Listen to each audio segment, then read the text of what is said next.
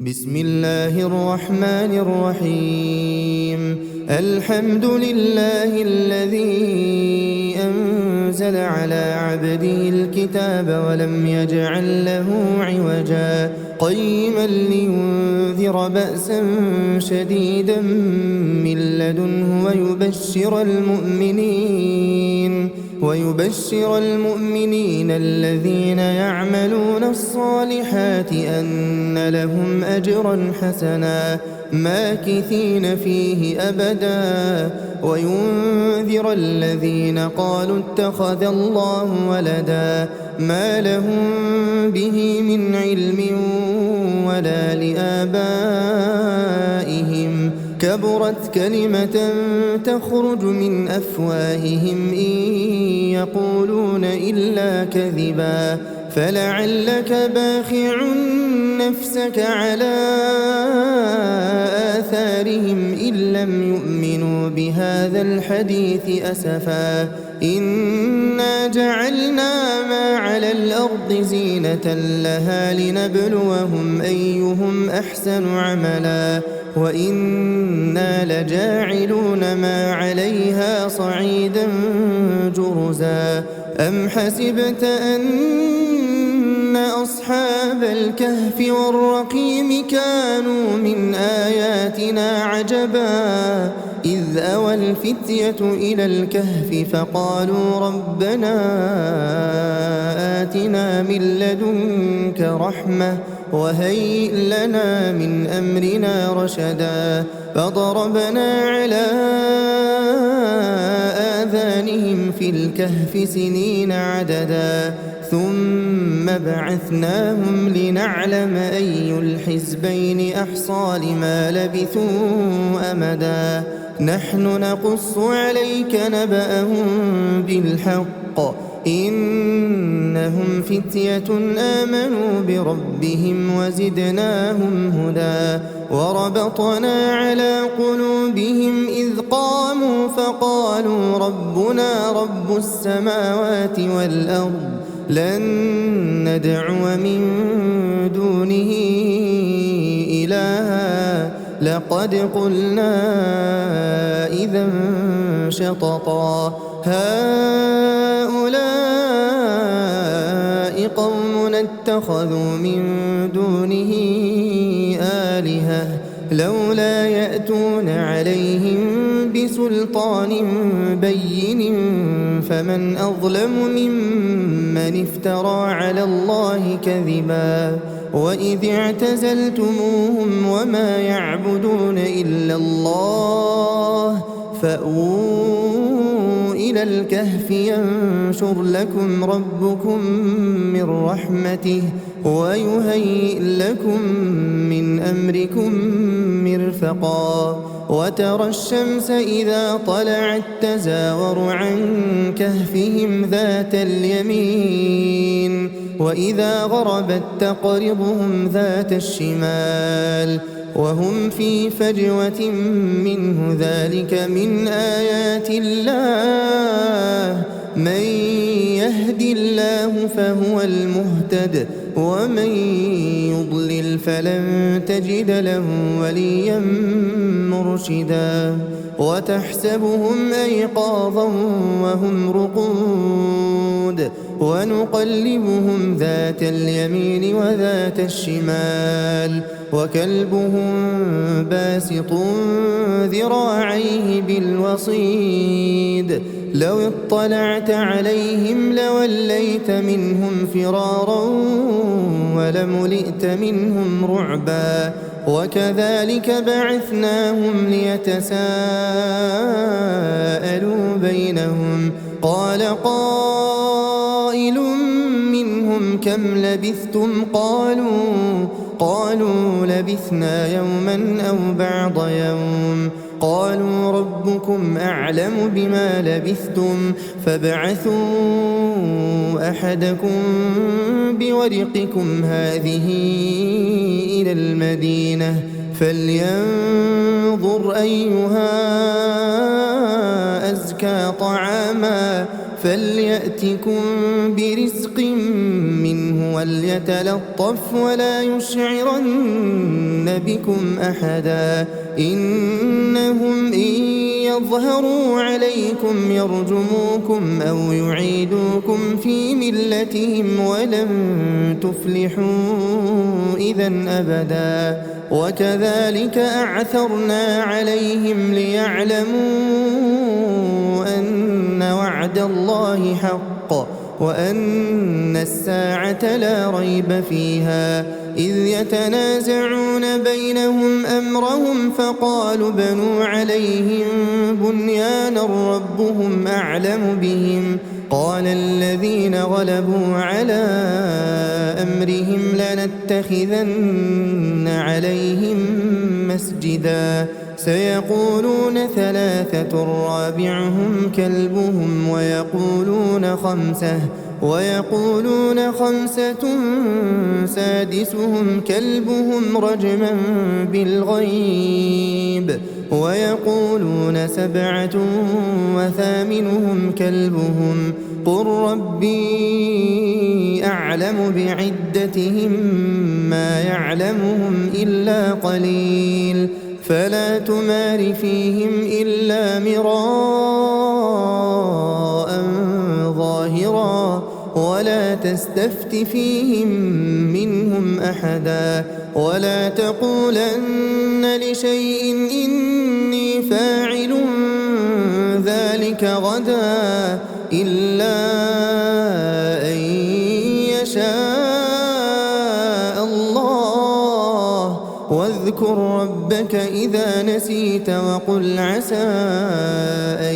يهديني ربي لأقرب من هذا رشدا ولبثوا في كهفهم 300 سنين وازدادوا 9 قل الله أعلم بما لبثوا له غيب السماوات والأرض أبصر به وأسمع ما لهم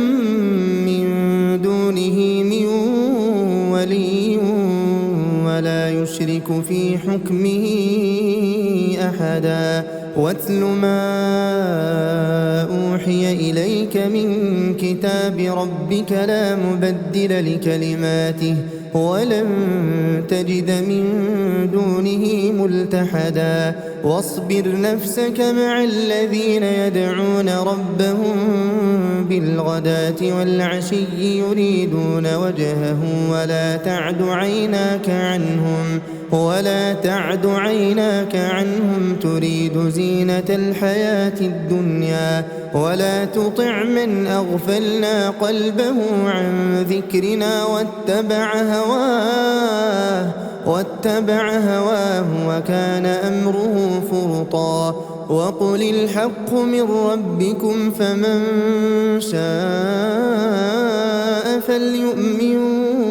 ومن شاء فليكفر إنا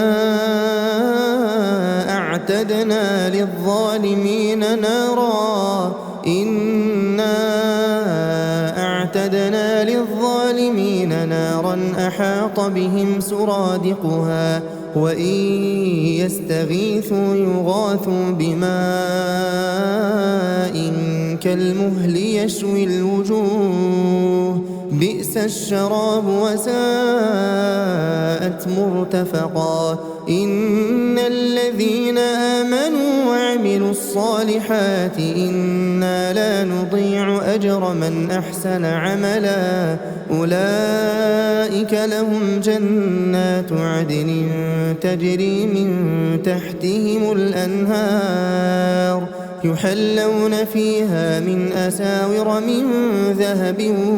ويلبسون ثيابا خضرا من سندس واستبرق متكئين فيها على الأرائك نعم الثواب وحسنت مرتفقا واضرب لهم مثل الرجلين جعلنا لأحدهما جنتين من أعناب وحففناهما بنخل وجعلنا بينهما زرعا كلتا الجنتين آتت أكلها ولم تظلم منه شيئا وفجرنا خلالهما نهرا وكان له ثمر فقال لصاحبه وهو يحاوره أنا أكثر منك مالا وأعز نفرا ودخل جنته وهو ظالم لنفسه قال ما أظن أن تبيد هذه أبدا وما أظن الساعة قائمة ولئن رددت إلى ربي لأجدن خيرا منها منقلبا قال له صاحبه وهو يحاوره أكفرت بالذي خلقك من تراب ثم من نطفة ثم سواك رجلا لكن هو الله ربي ولا أشرك بربي أحدا ولولا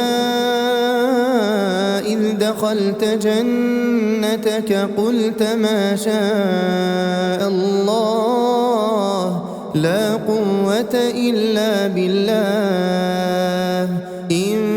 ترني أنا أقل منك مالا وولدا فعسى ربي أن يؤتيني خيرا من جنتك ويرسل عليها حسبانا من السماء فتصبح صعيدا زلقا أو يصبح ماؤها غورا فلن تستطيع له طلبا وأحيط بثمره فأصبح يقلب كفيه على ما أنفق فيها وهي خاوية على عروشها ويقول يا ليتني لم أشرك بربي أحدا ولم تكن له فئة ينصرونه من دون الله وما كان منتصرا هنالك الولاية لله الحق هو خير ثوابا وخير عقبا واضرب لهم مثل الحياة الدنيا كماء إن أنزلناه من السماء فاختلط به نبات الأرض فأصبح هشيما تذروه الرياح وكان الله على كل شيء مقتدرا المال والبنون زينة الحياة الدنيا والباقيات الصالحات خير عند ربك ثوابا وخير أملا ويوم نسير الجبال وترى الأرض بارزة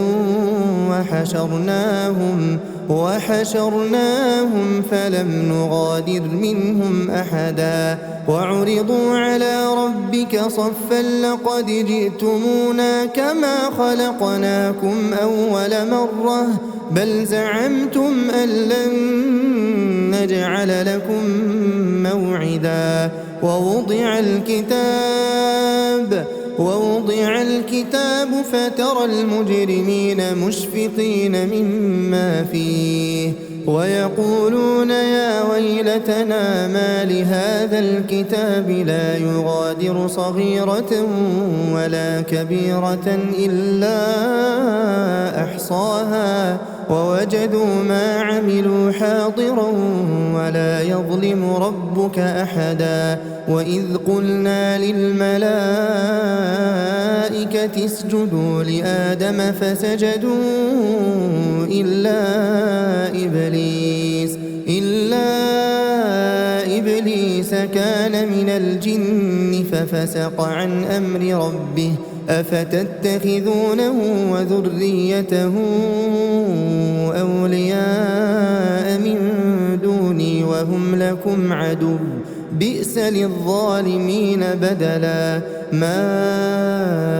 أشهدتهم خلق السماوات والأرض ولا خلق أنفسهم وما كنت متخذ المضلين عضدا ويوم يقول نادوا شركائي الذين زعمتم فدعوهم فلم يستجيبوا لهم وجعلنا بينهم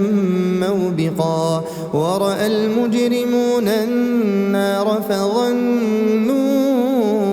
أنهم مواقعوها ولم يجدوا عنها مصرفا ولقد صرفنا في هذا القرآن للناس من كل مثل وكان الإنسان أكثر شيء جدلا وما منع الناس أن يؤمنوا إذ جاءهم الهدى ويستغفروا ربهم إلا أن تأتيهم سنة الأولين أو يأتيهم العذاب قبلا وما نرسل المرسلين إلا مبشرين ومنذرين ويجادل الذين كفروا بالباطل ليدحضوا به الحق واتخذوا آياتي وما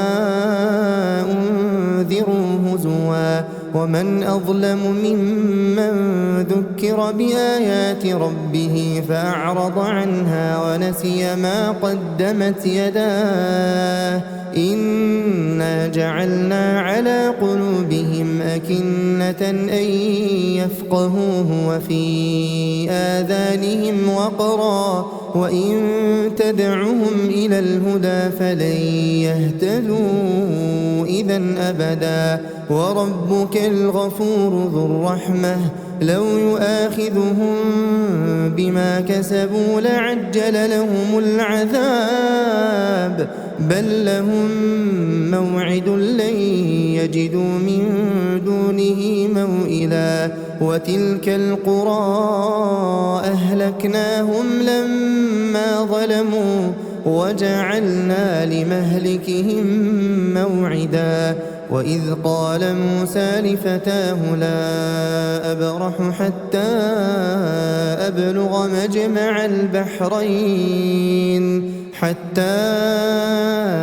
أبلغ مجمع البحرين أو أمضي حقبا فلما بلغا مجمع بينهما نسيا حوتهما فاتخذ سبيله في البحر سربا فلما جاوزا قال لفتاه آتنا غداءنا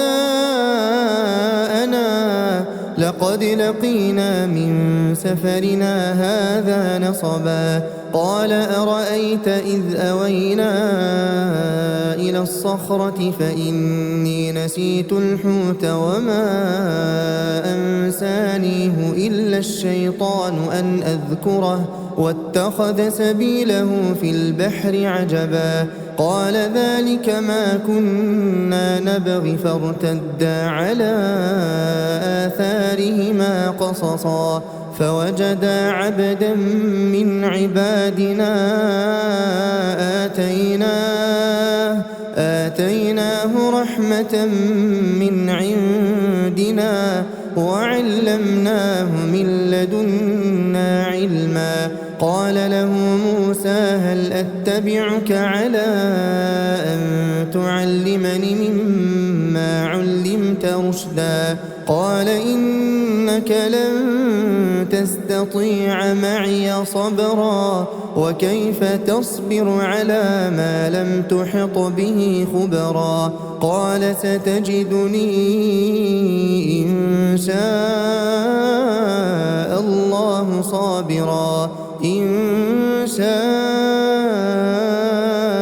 الله صابرا ولا لك أمرا. قال فإن اتبعتني فلا تسألني عن شيء حتى أحدث لك منه ذكرا. فانطلقا حتى إذا ركبا في السفينة خرقها قال أخرقتها لتغرق أهلها لقد جئت شيئا إمرا. قال ألم أقل إنك لن تستطيع معي صبرا. قال لا تؤاخذني بما نسيت ولا ترهقني من أمري عسرا. فانطلقا حتى إذا لقيا غلاما فقتله. قال أقتلت نفسا زكية بغير نفس لقد جئت شيئا نكرا. قال ألم أقل لك إنك لن تستطيع معي صبرا. قال إن سألتك عن شيء بعدها فلا تصاحبني قد بلغت من لدني عذرا. فانطلقا حتى إذا أتيا أهل قرية استطعما أهلها فأبوا أن يضيفوهما فوجدا فيها جدارا يريد أن ينقض فأقامه. قال لو شئت لاتخذت عليه أجرا. قال هذا فراق بيني وبينك سأنبئك بتأويل ما لم تستطع عليه صبرا. أما السفينة فكانت لمساكين يعملون في البحر فأردت أن أعيبها وكان وراءهم ملك يأخذ كل سفينة غصبا. وأما الغلام فكان أبواه مؤمنين فخشينا أن يرهقهما طغيانا وكفرا. فأردنا أن يبدلهما ربهما خيرا منه زكاة وأقرب رحما. وأما الجدار فكان لغلامين يتيمين في المدينة وكان تحته كنز لهما وكان أبوهما صالحا. فأراد ربك أن يبلغا أشدهما ويستخرجا كنزهما رحمة من ربك وما فعلته عن أمري ذلك تأويل ما لم تسطع عليه صبرا. ويسألونك عن ذي القرنين قل سأتلو عليكم منه ذكرا. إنا مكنا له في الأرض وآتيناه من كل شيء سببا. فأتبع سببا حتى إذا بلغ مغرب الشمس وجدها تغرب في عين حمئة ووجد عندها قوما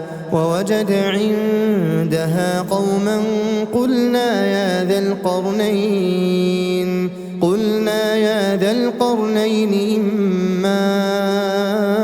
أن تعذب وإما أن تتخذ فيهم حسنا. قال أما من ظلم فسوف نعذبه ثم يرد إلى ربه فيعذبه عذابا نكرا. وأما من آمن وعمل صالحا فله جزاء الحسنى وسنقول له من أمرنا يسرا. ثم أتبع سببا حتى إذا بلغ مطلع الشمس وجدها تطلع على قوم لم نجعل لهم من دونها سترا كذلك وقد أحطنا بما لديه خبرا ثم أتبع سببا حتى إذا بلغ بين السدين وجد من دونهما قوما لا يكادون يفقهون قولا قالوا يا ذا القرنين إن يأجوج ومأجوج مفسدون في الأرض فهل نجعل لك خرجا على أن تجعل بيننا وبينهم سدا قال ما مكني فيه ربي خير فأعينوني بقوة أجعل بينكم وبينهم ردما آتوني زبر الحديد حتى إذا ساوى بين الصدفين قال انفخوا حتى إذا جعله نارا قال آتوني أفرغ عليه قطرا فما استطاعوا أن يظهروه وما استطاعوا له نقبا قال هذا رحمة من ربي فإذا جاء وعد ربي جعله دكاء وكان وعد ربي حقا وتركنا بعضهم يومئذ يموج في بعض ونفخ في الصور فجمعناهم جمعا وعرضنا جهنم يومئذ للكافرين عرضا الذين كانت أعينهم في غطاء عن ذكري وكانوا لا يستطيعون سمعا أفحسب الذين كفروا أن يتخذوا عبادي من دوني أولياء إنا أعتدنا جهنم للكافرين نزلا قل هل ننبئكم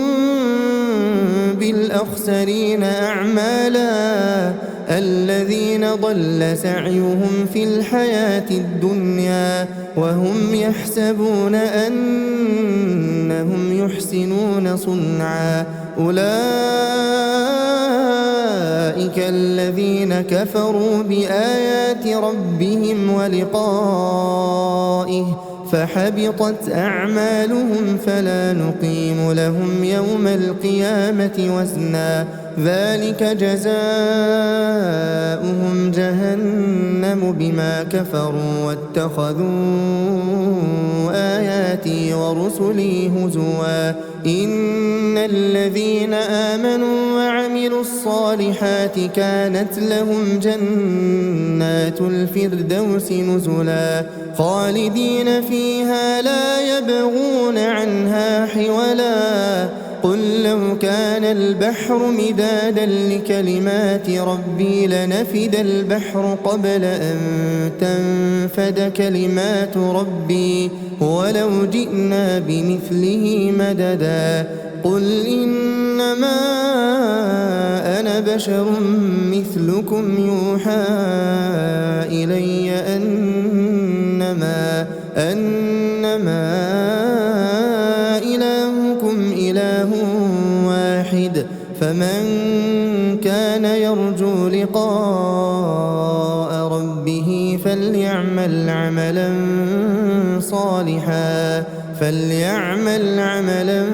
صالحا ولا يشرك بعبادة ربه أحدا.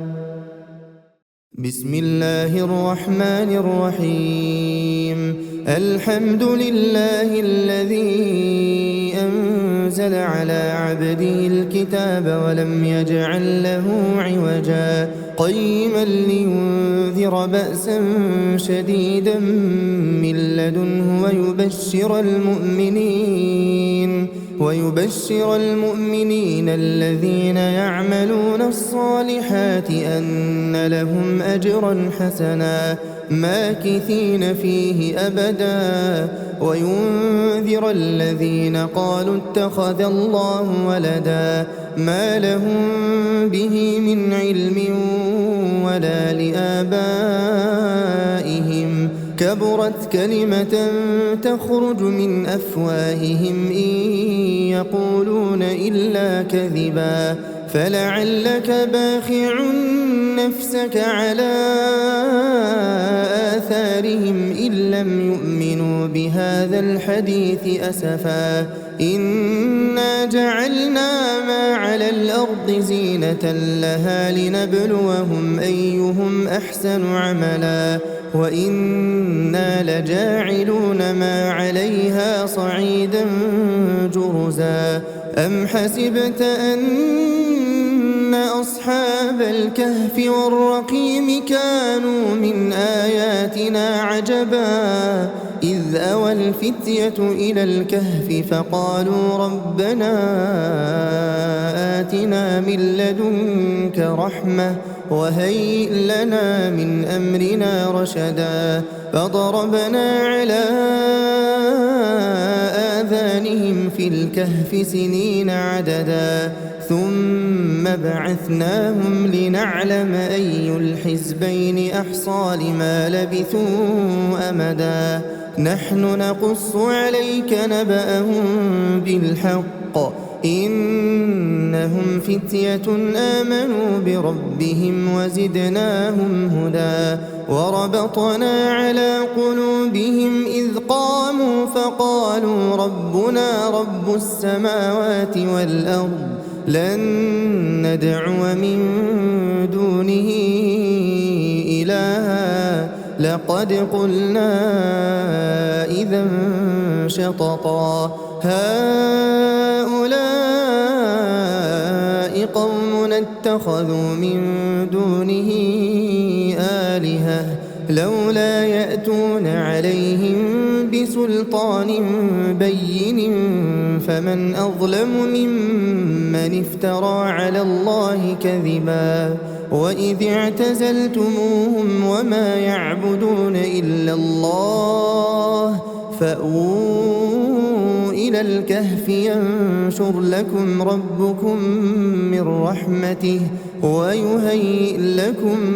من أمركم مرفقا وترى الشمس إذا طلعت تزاور عن كهفهم ذات اليمين وإذا غربت تقرضهم ذات الشمال وهم في فجوة منه ذلك من آيات الله من يهد الله فهو المهتد ومن يضلل فلن تجد له وليا مرشدا وتحسبهم أيقاظا وهم رقود ونقلبهم ذات اليمين وذات الشمال وكلبهم باسط ذراعيه بالوصيد لو اطلعت عليهم لوليت منهم فرارا ولملئت منهم رعبا وكذلك بعثناهم ليتساءلوا بينهم قال قائل منهم كم لبثتم قالوا لبثنا يوما أو بعض يوم قالوا ربكم أعلم بما لبثتم فابعثوا أحدكم بورقكم هذه إلى المدينة فلينظر أيها أزكى طعاما فليأتكم برزق منه وليتلطف ولا يشعرن بكم أحدا إنهم إن يظهروا عليكم يرجموكم أو يعيدوكم في ملتهم ولن تفلحوا إذا أبدا وكذلك أعثرنا عليهم ليعلموا أن وعد الله حق وأن الساعة لا ريب فيها إذ يتنازعون بينهم أمرهم فقالوا بنوا عليهم بنيانا ربهم أعلم بهم قال الذين غلبوا على أمرهم لنتخذن عليهم مسجدا سيقولون ثلاثة رابعهم كلبهم ويقولون خمسة سادسهم كلبهم رجما بالغيب ويقولون سبعة وثامنهم كلبهم قل ربي أعلم بعدتهم ما يعلمهم إلا قليل فلا تمار فيهم إلا مراء ظاهرا ولا تستفت فيهم منهم أحدا ولا تقولن لشيء إني فاعل ذلك غدا إلا أن يشاء الله واذكر ربك إذا نسيت وقل عسى أن يهديني ربي لأقرب من هذا رشدا ولبثوا في كهفهم 300 سنين وازدادوا 9 قل الله أعلم بما لبثوا له غيب السماوات والأرض أبصر به وأسمع ما لهم من دونه من ولي ولا يشرك في حكمه أحدا واتل ما أوحي إليك من كتاب ربك لا مبدل لكلماته ولن تجد من دونه ملتحدا واصبر نفسك مع الذين يدعون ربهم بالغداة والعشي يريدون وجهه ولا تعد عيناك عنهم تريد زينة الحياة الدنيا ولا تطع من أغفلنا قلبه عن ذكرنا واتبع هواه وكان أمره فرطا وقل الحق من ربكم فمن شاء فليؤمن ومن شاء فليكفر إنا أعتدنا للظالمين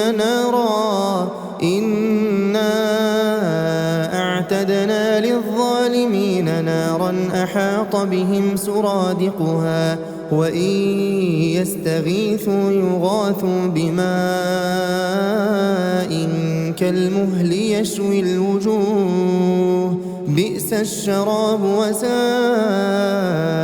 مرتفقا إن الذين آمنوا وعملوا الصالحات إنا لا نضيع أجر من أحسن عملا أولئك لهم جنات عدن تجري من تحتهم الأنهار يحلون فيها من أساور من ذهب ويلبسون ثيابا خضرا من سندس واستبرق متكئين فيها على الأرائك نعم الثواب وحسنت مرتفقا واضرب لهم مثل الرجلين جعلنا لأحدهما جنتين من أعناب وحففناهما بنخل وجعلنا بينهما زرعا كلتا الجنتين آتت أكلها ولم تظلم منه شيئا وفجرنا خلالهما نهرا وكان له ثمر فقال لصاحبه وهو يحاوره أنا أكثر منك مالا وأعز نفرا ودخل جنته وهو ظالم لنفسه قال ما أظن أن تبيد هذه أبدا وما أظن الساعة قائمة ولئن رددت إلى ربي لأجدن خيرا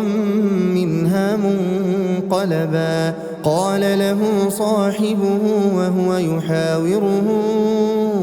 أكفرت بالذي خلقك من تراب ثم من نطفة ثم سواك رجلا لكن هو الله ربي ولا أشرك بربي أحدا ولولا إذ دخلت جنتك قلت ما شاء الله لا قوة إلا بالله إن ترني أنا أقل منك مالا وولدا فعسى ربي أن يؤتيني خيرا من جنتك ويرسل عليها حسبانا من السماء فتصبح صعيدا زلقا أو يصبح ماؤها غورا فلن تستطيع له طلبا وأحيط بثمره فأصبح يقلب كفيه على ما أنفق فيها وهي خاوية على عروشها ويقول يا ليتني لم أشرك بربي أحدا ولم تكن له فئة ينصرونه من دون الله وما كان منتصرا هنالك الولاية لله الحق هو خير ثوابا وخير عقبا واضرب لهم مثل الحياة الدنيا كماء إن أنزلناه من السماء فاختلط به نبات الأرض فأصبح هشيما تذروه الرياح وكان الله على كل شيء مقتدرا المال والبنون زينة الحياة الدنيا والباقيات الصالحات خير عند ربك ثوابا وخير أملا ويوم نسير الجبال وترى الأرض بارزة وحشرناهم فلم نغادر منهم أحدا وعرضوا على ربك صفا لقد جئتمونا كما خلقناكم أول مرة بل زعمتم أن لن نجعل لكم موعدا ووضع الكتاب فترى المجرمين مشفقين مما فيه ويقولون يا ويلتنا ما لهذا الكتاب لا يغادر صغيرة ولا كبيرة إلا أحصاها ووجدوا ما عملوا حاضرا ولا يظلم ربك أحدا وإذ قلنا للملائكة اسجدوا لآدم فسجدوا إلا إبليس كان من الجن ففسق عن أمر ربه أفتتخذونه وذريته أولياء من دوني وهم لكم عدو بئس للظالمين بدلا ما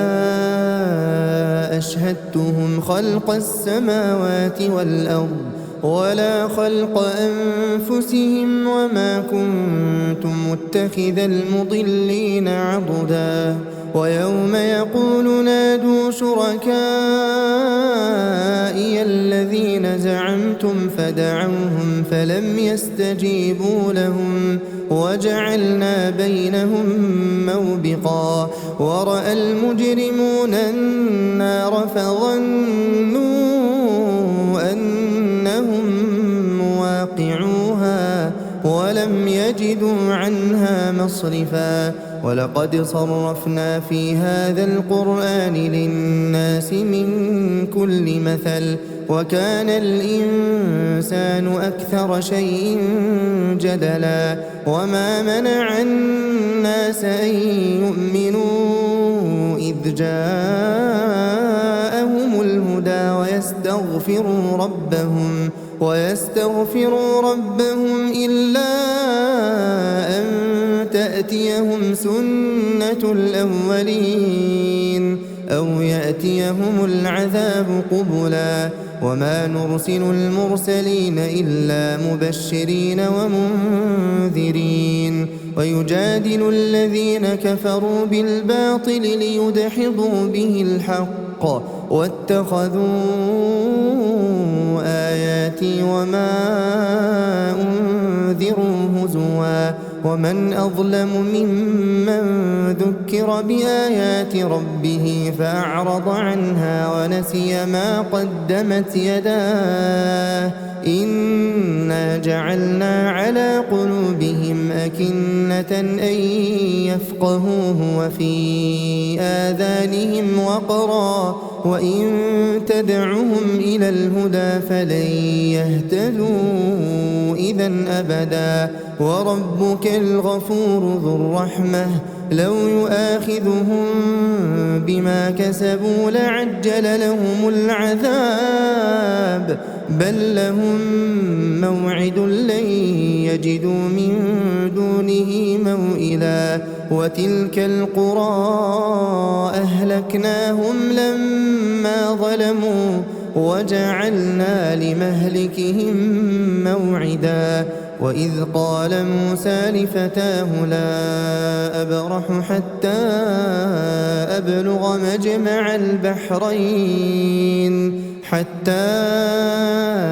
أبلغ مجمع البحرين أو أمضي حقبا فلما بلغا مجمع بينهما نسيا حوتهما فاتخذ سبيله في البحر سربا فلما جاوزا قال لفتاه آتنا غداءنا لقد لقينا من سفرنا هذا نصبا قال أرأيت إذ أوينا إلى الصخرة فإني نسيت الحوت وما أنسانيه إلا الشيطان أن أذكره واتخذ سبيله في البحر عجبا قال ذلك ما كنا نبغي فارتدا على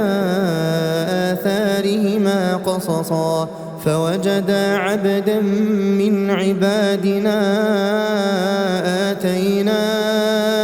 آتيناه رحمة من عندنا وعلمناه من لدنا علما قال له موسى هل أتبعك على أن تعلمني مما علمت رشدا قال إنك لن تستطيع معي صبرا وكيف تصبر على ما لم تحط به خبرا قال ستجدني إن شاء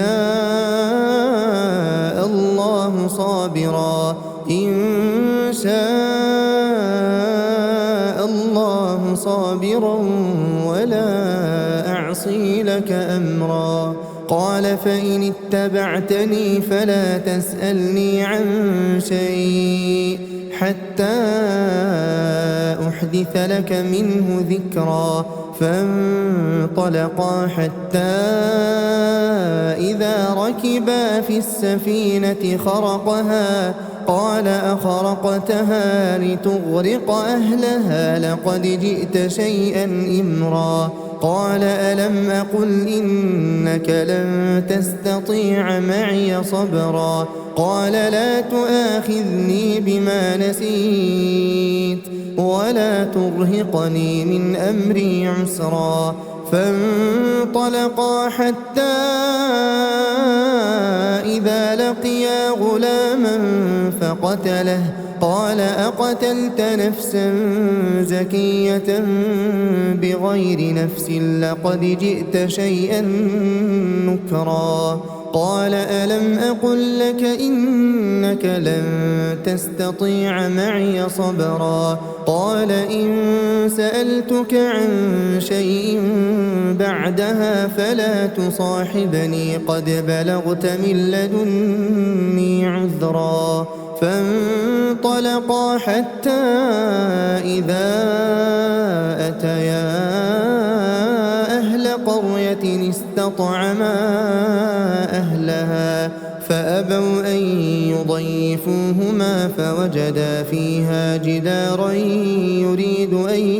ينقض فأقامه. قال لو شئت لاتخذت عليه أجرا. قال هذا فراق بيني وبينك سأنبئك بتأويل ما لم تستطع عليه صبرا. أما السفينة فكانت لمساكين يعملون في البحر فأردت أن أعيبها وكان وراءهم ملك يأخذ كل سفينة غصبا. وأما الغلام فكان أبواه مؤمنين فخشينا أن يرهقهما طغيانا وكفرا فأردنا أن يبدلهما ربهما خيرا منه زكاة وأقرب رحما. وأما الجدار فكان لغلامين يتيمين في المدينة وكان تحته كنز لهما وكان أبوهما صالحا. فأراد ربك أن يبلغا أشدهما ويستخرجا كنزهما رحمة من ربك وما فعلته عن أمري ذلك تأويل ما لم تسطع عليه صبرا. ويسألونك عن ذي القرنين قل سأتلو عليكم منه ذكرا. إنا مكنا له في الأرض وآتيناه من كل شيء سببا فأتبع سببا حتى إذا بلغ مغرب الشمس وجدها تغرب في عين حمئة ووجد عندها قوما قلنا يا ذا القرنين إما أن تعذب وإما أن تتخذ فيهم حسنا. قال أما من ظلم فسوف نعذبه ثم يرد إلى ربه فيعذبه عذابا نكرا. وأما من آمن وعمل صالحا فله جزاء الحسنى وسنقول له من أمرنا يسرا. ثم أتبع سببا حتى إذا بلغ مطلع الشمس وجدها تطلع على قوم لم نجعل لهم من دونها سترا. كذلك وقد أحطنا بما لديه خبرا ثم أتبع سببا حتى إذا بلغ بين السدين وجد من دونهما قوما لا يكادون يفقهون قولا قالوا يا ذا القرنين إن يأجوج ومأجوج مفسدون في الأرض فهل نجعل لك خرجا على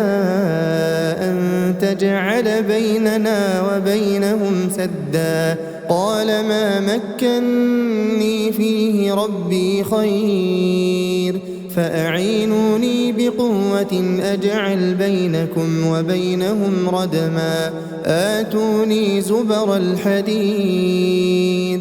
حتى إذا ساوى بين الصدفين قال انفخوا حتى إذا جعله نارا قال آتوني أفرغ عليه قطرا فما استطاعوا أن يظهروه وما استطاعوا له نقبا قال هذا رحمة من ربي فإذا جاء وعد ربي جعله دكاء وكان وعد ربي حقا وتركنا بعضهم يومئذ يموج في بعض ونفخ في الصور فجمعناهم جمعا وعرضنا جهنم يومئذ للكافرين عرضا الذين كانت أعينهم في غطاء عن ذكري وكانوا لا يستطيعون سمعا أفحسب الذين كفروا أن يتخذوا عبادي من دوني أولياء إنا أعتدنا جهنم للكافرين نزلا قل هل ننبئكم بالأخسرين أعمالا الذين ضل سعيهم في الحياة الدنيا وهم يحسبون أنهم يحسنون صنعا أولئك الذين كفروا بآيات ربهم ولقائه فحبطت أعمالهم فلا نقيم لهم يوم القيامة وزنا ذلك جزاؤهم جهنم بما كفروا واتخذوا آياتي ورسلي هزوا إن الذين آمنوا وعملوا الصالحات كانت لهم جنات الفردوس نزلا خالدين فيها لا يبغون عنها حولا قل لو كان البحر مدادا لكلمات ربي لنفد البحر قبل أن تنفد كلمات ربي ولو جئنا بمثله مددا قل إنما أنا بشر مثلكم يوحى إلي أنما إلهكم إله واحد فمن كان يرجو لقاء ربه فليعمل عملا صالحا ولا يشرك بعبادة ربه أحدا.